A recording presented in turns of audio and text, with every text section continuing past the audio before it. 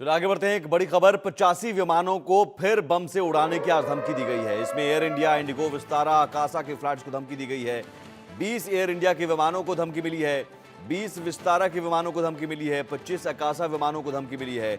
Indigo के भी 20 विमानों को धमकी मिली है। तो विमानों को धमकी मिलने का सिलसिला रुकने का नाम नहीं ले रहा है। एक बार फिर से एक साथ 85 विमानों को बम से उड़ाने की धमकी दी गई है। और जिन विमानों की धमकियां मिली हैं उनमें एयर इंडिया के 20, विस्तारा एयरलाइंस के 20, इंडिगो एयरलाइंस के 25 और आकाशा एयरलाइंस के 20 विमान शामिल हैं।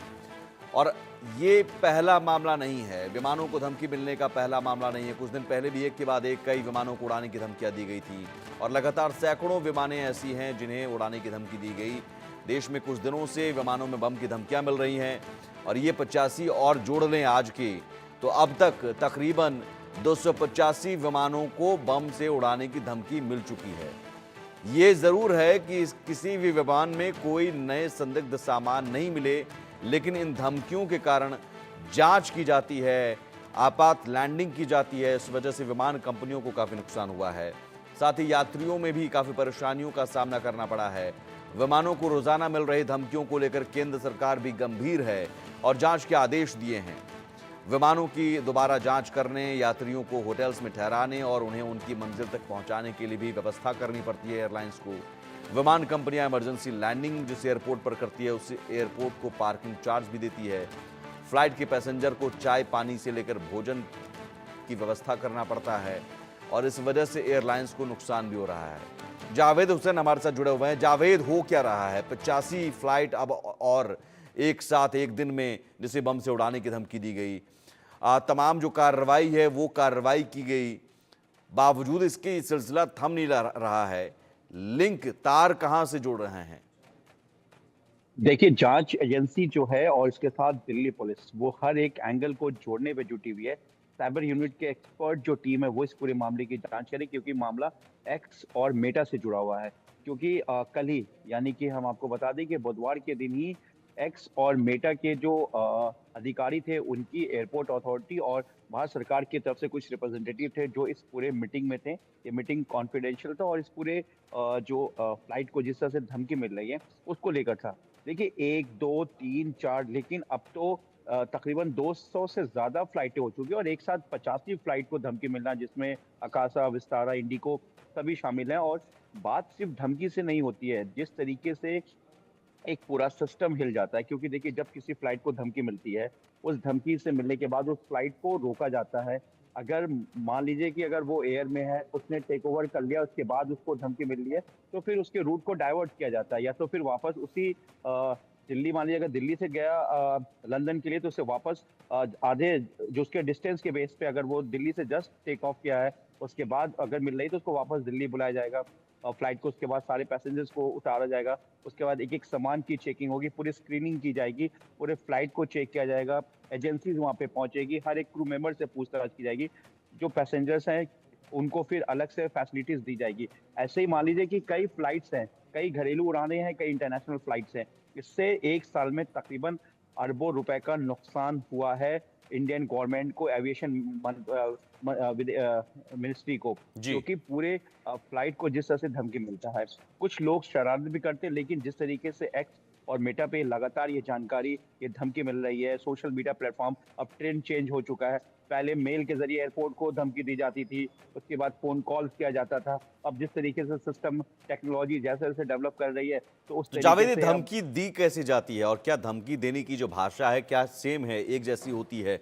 उसमें फ्लाइट नंबर का डिटेल होता है और धमकी का जो अंदाज होता है, जो भाषा होती है, वो क्या सेम होता है? पैटर्न क्या है? देखिए, जो सोशल मीडिया पे जो धमकी दी जाती है उसमें बस ये बताया जाता है कि flight numbers UK 17, UK 18, Vistara की अगर हम बात करें, या इंडिगो की 6 की बात करें, इस तरीके से फ्लाइट नंबर। और मैं आपको अगर 10 अक्टूबर का अगर मैं आपको जिक्र करूं, हम्म। तो लंदन से इंडिया के लिए एयर विस्तारा की जब फ्लाइट्स आ रही थी, तो उसको टिश्यू पेपर में एक कंटेंट लिखा होता धमकी कि जो बम है वो फ्लाइट के अंदर है और जल्द इसको अंजाम दिया जाएगा। कुछ इस तरह के कंटेंट थे। क्रू में जब वो कोई पैसेंजर्स वॉशरूम की तरफ जाता है, तो उसने देखता है कि टिश्यू पेपर में इस तरह के कंटेंट लिखे हुए हैं। हम्म। उसके बाद वो क्रू मेंबर को इसकी जानकारी देता है।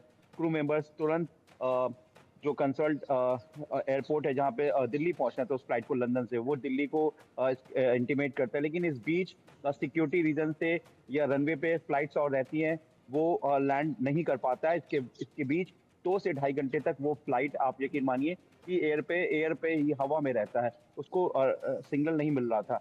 जबकि कहा गया कि जो जानकारी मिली कि आप किसी और कंट्री में जब तक आप अपने जो फ्लाइट है उसको लैंड कर लीजिए। लेकिन जब क्रू मेंबर से जांच की गई एजेंसीज की कि आपने ऐसा क्यों नहीं किया, तो उन्होंने बताया कि हमें डर था कि कहीं हमारे फ्लाइट को हाईजैक ना कर लिया जाए। हालांकि क्रू मेंबर्स अपनी जगह सही थे, क्योंकि उनकी सेफ्टी तो जो थी वो पैसेंजर्स की थी, जिसमें तकरीबन 500 से ज्यादा पैसेंजर्स थे उस वक्त इंटरनेशनल फ्लाइट में।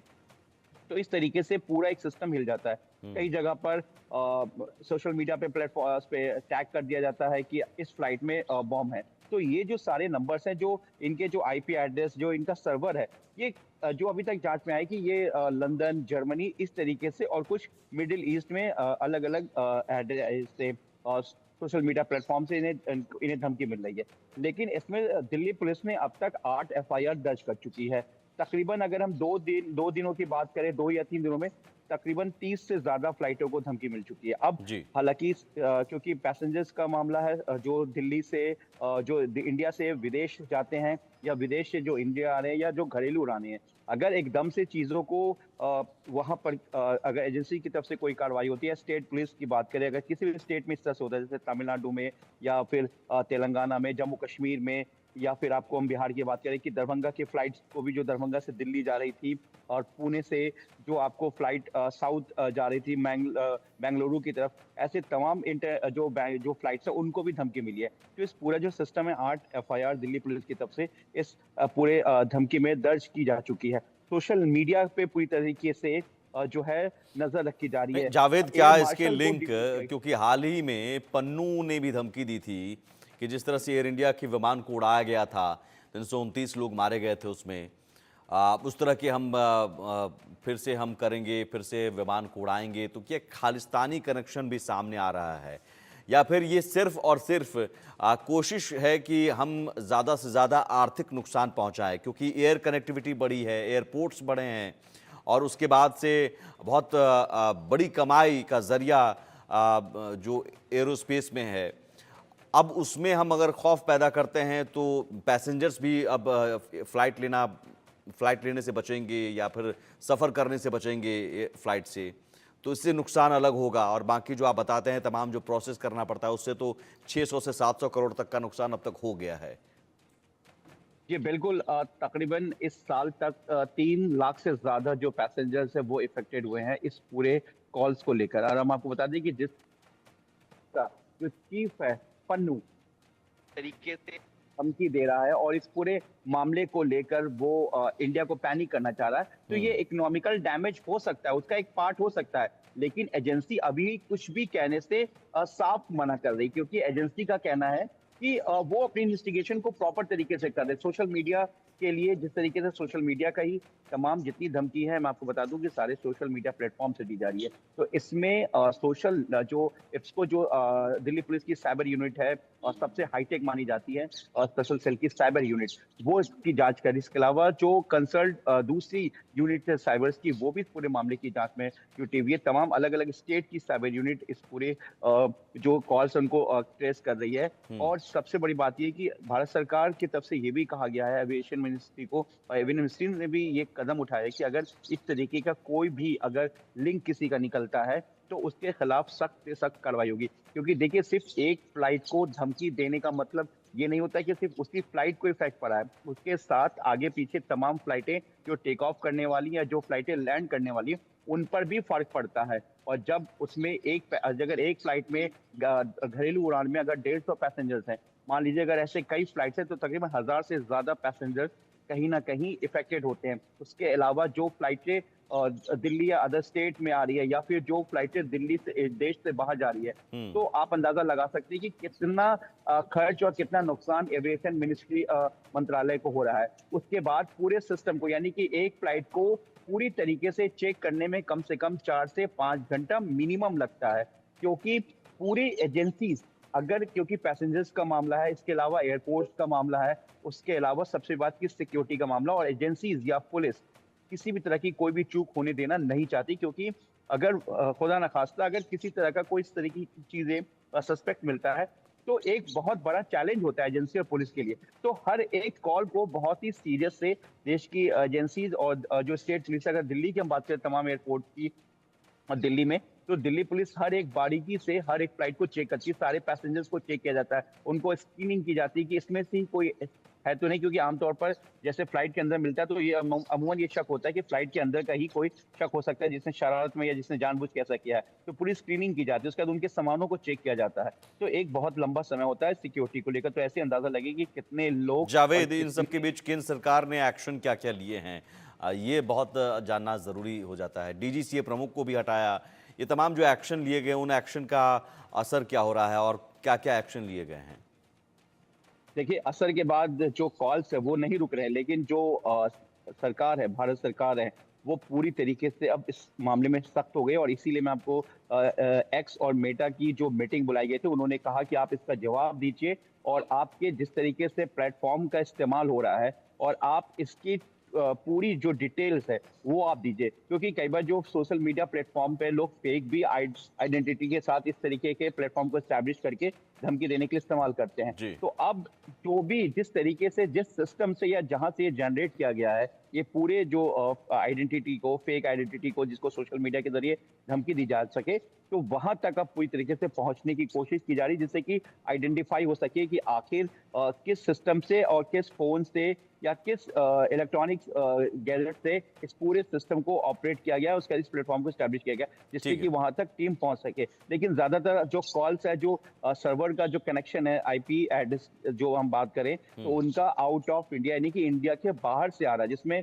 लंदन का भी नाम जिक्र आ रहा है, सोर्सेज के हवाले से दुबई आ रहा है, जर्मनी आ रहा है। तो ऐसे में अब एजेंसीज के लिए ये सबसे बड़ी चुनौती है कि देश के बाहर से जिस तरीके से लंदन और जर्मनी और बाकी मिडिल ईस्ट कंट्रीज से कुछ कंट्रीज के नाम सामने आ रहे हैं कि यहाँ से ये जो पूरा एक सोशल मीडिया प्लेटफॉर्म है जिससे धमकी मिल रही है, जी। वो इंडिया से बाहर है। तो अब इसमें सेंट्रल जो गवर्नमेंट है, सेंट्रल गवर्नमेंट के साथ जो सेंट्रल एजेंसीज हैं, वो इसमें कार्रवाई के लिए पूरी तरीके से सख्त हो गई है, और कहीं ना कहीं उनका इंटरनल कोऑर्डिनेशन चल रहा है, ठीक क्योंकि है। सिक्योरिटी का मामला है। तो कई चीजें ऐसी होती है सिक्योरिटी की वजह से, चीजों को रिवील नहीं की जाती, लेकिन सरकार पूरी तरीके से सख्त है और तमाम एजेंसीज इस पूरे ठीक है। जो इस तरह से धमकी मिल रही है, इसको जल्द से जल्द सुलझाने की कोशिश कर रही है।